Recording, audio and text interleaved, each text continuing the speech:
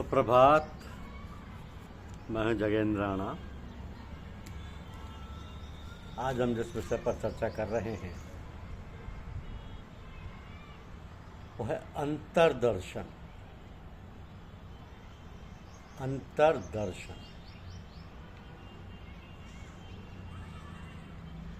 अगर हम अपने भीतर झांकना सीख लें तो हमें अपनी कमियों का पता स्वतः ही होता रहता है। व्यक्ति दूसरों के विषय में अधिकाधिक जानने का प्रयास करे अथवा उसकी भावनाओं से परिचित होना चाहे तो उससे पहले अपने विषय में अधिकाधिक जान लेना चाहिए। अपने मन की भाषा को, अपनी आकांक्षाओं को, भावनाओं को बहुत स्पष्ट रूप से समझा और सुना जा सकता है। तो अपने बारे में जानकारी या अपने बारे में जानकर अपनी सेवा करना, आत्म सुधार करना अधिक सरल है बनस्पत इसके कि हम औरों को और सारी दुनिया को बदलने का प्रयास करें।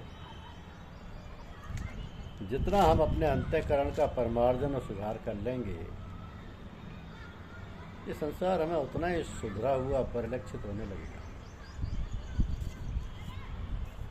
हम दर्पण में अपना मुख देखते एवं चेहरे की मलिनता को प्रयत्नपूर्वक साफ कर उसे सुंदर बना डालते तो मुख उज्ज्वल और अधिक सुंदर बना डालते, मन की प्रसन्नता बढ़ जाती है। इसी प्रकार अंतःकरण का भी शरीर है। उसे चेतना के दर्पण में देखने और उसे परखने से उसकी मलिनताएं भी दिखाई देने लगती हैं, साथ ही सौंदर्य भी। तो कमियों को दूर करना, मलिनताओं को मिटाना और आत्मनिरीक्षण द्वारा परत दर परत गंदगी को हटाना और आत्मा के अनंत सौंदर्य को प्रकट करना ही सच्ची उपासना है। जब सारी मलिनताएं निकल जाती हैं तो मन और आत्मा का उज्ज्वल, साफ और सुंदर स्वरूप परिलक्षित होने लगता है। फिर बहिरंग में सब कुछ अच्छा, सच्चित, आनंद में नजर आने लगता है। हमें अपने आप से प्रश्न करना चाहिए कि क्या हमारे विचारों में दोष है। कामना, लोभ, लालच के चिंतन में हमारा मन डूब तो नहीं गया है। क्या उस परम सत्ता, परम पूज्य साहब जी के बारे में हमारे बीच होते हुए भी हम भयभीत हैं? यदि इन प्रश्नों का उत्तर हमें है तो हमें अपने सुधार में जुट जाना चाहिए। जिस दिन से हमें इन प्रश्नों का उत्तर नहीं में मिलेगा उस दिन से हम संसार के सबसे सुखी व्यक्ति बन सकेंगे। कर्मों की श्रेष्ठता में चिंतन की उत्कृष्टता आधारभूत मानी गई है।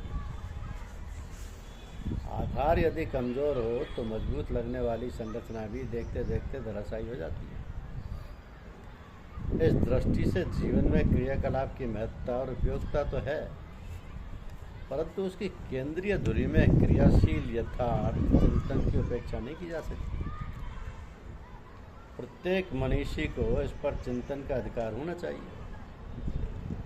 चिंतन का अच्छा और बुरा प्रवाह ही क्रिया और व्यक्तित्व को प्रभावित करता है। तो क्रिया का विश्लेषण किया जाए तो स्पष्ट होगा कि इसका स्वरूप वृक्ष के सदृश है, जिसकी जड़ें चिंतन क्षेत्र में गहरी दबी होने के कारण अगोचर होती है। चीख पड़ने वाला कार्य तने और टहनियों जैसा है। इसके परिणाम ही वो फल फूल हैं जो उद्देश्यों का स्वरूप अभिव्यक्त करते हैं। तो कार्य के पीछे कर्ता की क्या मनसा भावना थी, इसे भलीभांति समझने के उपरांत भी ये नहीं कहा जा सकता है कि उसके मूल में व्यक्ति की स्वार्थपूर्ण भावना थी। फिर भी हम अपनी भावना को परिष्कृत करें तो विचारणा और क्रिया स्वयं परमार्जित होती चली जाएगी। सब और इस आध्यात्मिक समाज को सुसंस्कारी व समुन्नत बनाने का यही राजमार्ग है। इसे क्रियान्वित किया ही जाना चाहिए। संसार में दो तरह के लोग हैं। पहले शब्दों में कल्पना और दर्शन में जीने वाले, दूसरे यथार्थ में, सत्य और तथ्य में जीने वाले। शब्दों में आकर्षण तो होता है, पर वैसा ही जैसा रेगिस्तानी मरीज करता है। इसके विपरीत कटु सत्य होते हुए भी हमें अंगीकार करने पड़ते हैं। उन्हें स्वीकारे बिना हम शब्दों के जाल में, जंजाल में ही उलझे रहते हैं और हमारी प्रगति दिवा स्वप्न बनकर रह जाती है। तो गुरु शब्द भक्ति के परिप्रेक्ष्य में भारीपन के लिए प्रयुक्त होता है। वजनदार भारी व्यक्तित्व से संपन्न महाअंधकार से अनेक को त्राण दिलाकर श्रेष्ठता पर चलने वाले पथ को दिखाने वाली सत्ता गुरु कहलाती है।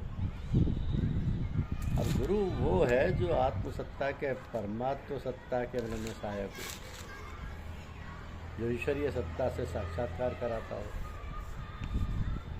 परम पूज्य साहब जी आज भी हमारी उंगली पकड़कर हमें सही राह पर लाकर खड़ा कर देते हैं।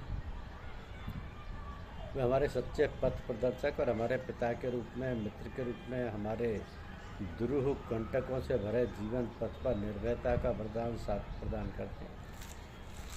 वे आज भी अपनी ज्ञान संपदा और अपनी सारी सामर्थ्य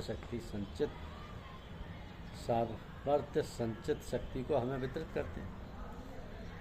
तो गुरु की प्रसन्नता भौतिक साधनों से नहीं, उनके कार्य को बढ़ाने में, उसे विस्तार देने में निहित है। ये शाश्वत हमारी और साहब जी की लेन देन परंपरा है। साहब जी को केवल हमारी निर्मल भावनाओं का उपहार चाहिए और कुछ नहीं।